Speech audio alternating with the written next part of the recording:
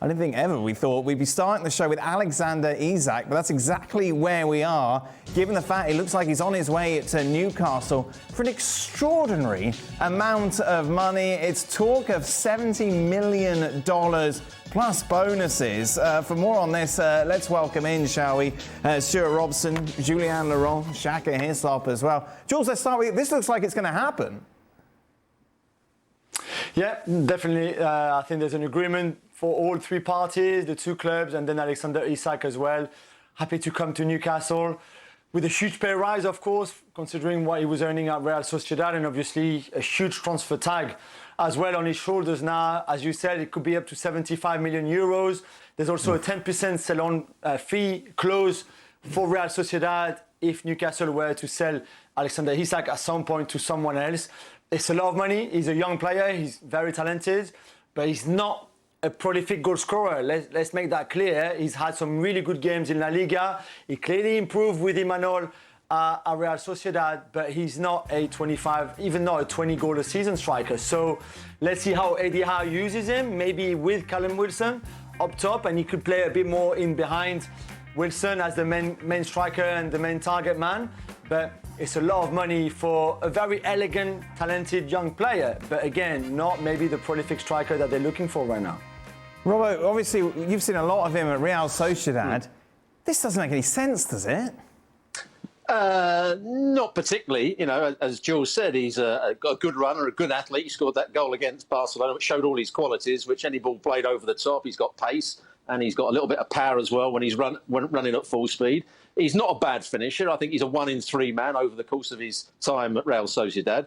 He's not going to score too many goals in the air. I think he didn't score any last season. He scored 3 the year before in the air. So he's not somebody that's going to be a target man in the box. I wouldn't say technically in and around the penalty area he's going to link up the play and play clever little 1-2s.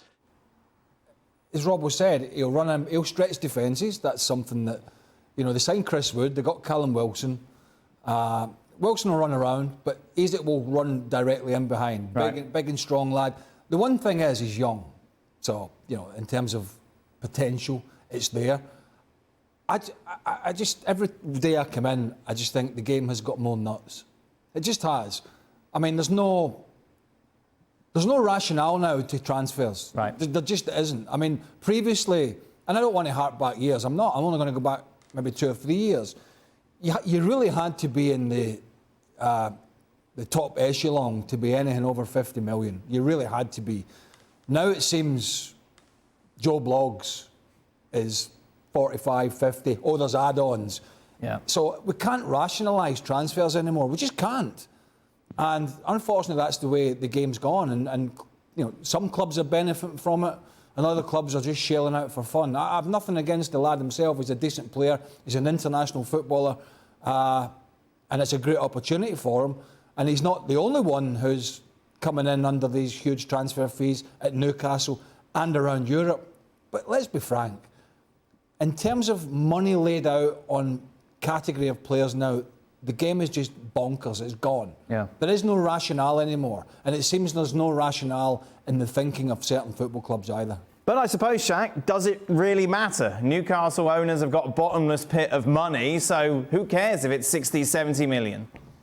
Well, the feeling all along with Newcastle is that they weren't going to just spend silly money. Though, I have to say, I thought the price tag for Isak was a little bit excessive for who he is and what he brings. I'm not sure he's the kind of player you smash your transfer record to bring in regardless of who you are, and that's what Newcastle did. But for Eddie Howe, while it's tough to question a lot of his transfer dealings, given how good Newcastle have been this calendar year, I think it ticks a lot of boxes. The signing of Isak ticks boxes. Callum Wilson is out. We're not quite sure for how long just yet, so there's an immediate need. Isak can also play off the right-hand side, where, listen, it's probably now is a tough time to question Almiron, given his performance against City. But you do want cover, you do want competition on that right-hand side to provide balance to Sam Maximan on the left. And then he plays in a front two with Sociedad. So maybe that's an option that he also provides to Eddie Howe when Callum Wilson is fit.